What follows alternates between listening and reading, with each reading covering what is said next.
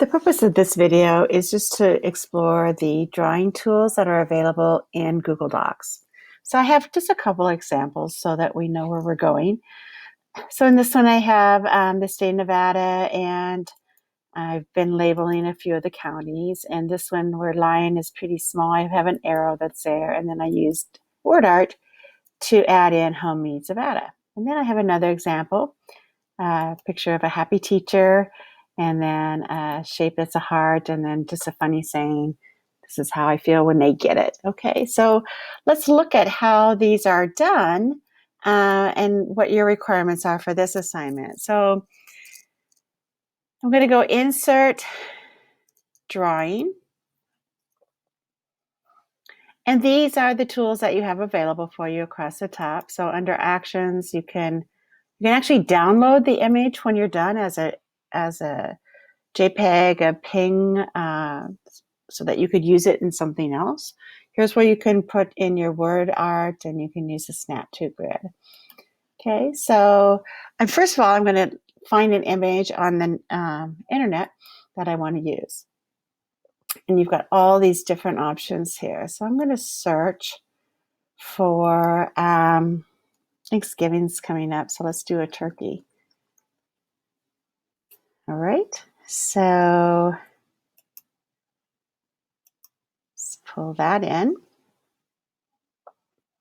And then it's a little larger than I want it to be, so I'm just going to grab the little corners here and rearrange it and drag it around. Now be careful when you're resizing that you don't grab either one or the other. If you grab from the corners, it keeps things proportional. So that's really important, especially if it's an image of a person. You don't want to distort it. Okay, so I have my image here, and then I'm going to just add some text. I can either add text with the text box and then just drag and drop and say my favorite holiday. And then under the more, you can change the font, the size, all the different things that you have in the regular document. So let's go ahead. I'm going to center this. I'm going to change it to something more fun than just Arial. I'm going to change the size of it. Oops, I went the wrong way. And I can change the color. Maybe I want that to be here. And then I can maybe move it down where I want. And then if I wanted to add any shapes, here's some shapes. I can do any of these shapes there. I can put an arrow in. I can do some call outs if I wanted to do little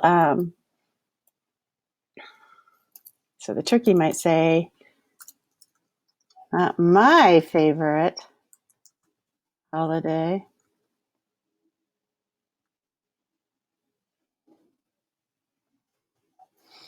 Okay. And so you can move that around so it looks like the turkey is actually saying that. So that's kind of fun. And then I might just grab a rectangle tool. I like this one because then I can frame it. And so that it has more of a frame. Now it automatically comes in as a fill. I'm going to make that transparent. I can choose a thicker line so it's more of a frame if I want. I can change the color of it so that it is a different frame color. So there I have my basics. I've got an image, I've got some text, I've got a shape that I used. If you want to use word art, you can go into word art and use word art. But basically, those are the three things that I would like you to explore, but feel free to use more tools. And then I'm just going to save it and close it, and it automatically gets inserted into my document wherever I had my cursor. Now, if I don't like it for whatever reason, I click on it and I just go back to edit, and then I can make changes on my my new image. So basically what the drawing tool does, it allows you to take different items and create your own little project.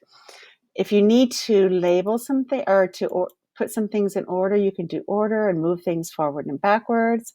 So if you want an image on top of an image, explore that.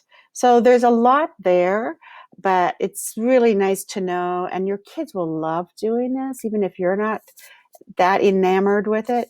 It allows them to be a little bit more creative within the Google Doc realm. So remember, it can be something as simple as, an educational thing where your kids are labeling the different counties in the state of Nevada and adding their own little information to it. Or you can do some fun graphics. Here's a teacher meme, or here's a Thanksgiving meme. So there's a lot of options you have. So get in there and play, and I hope you enjoy learning how to add different pieces to create your own unique project.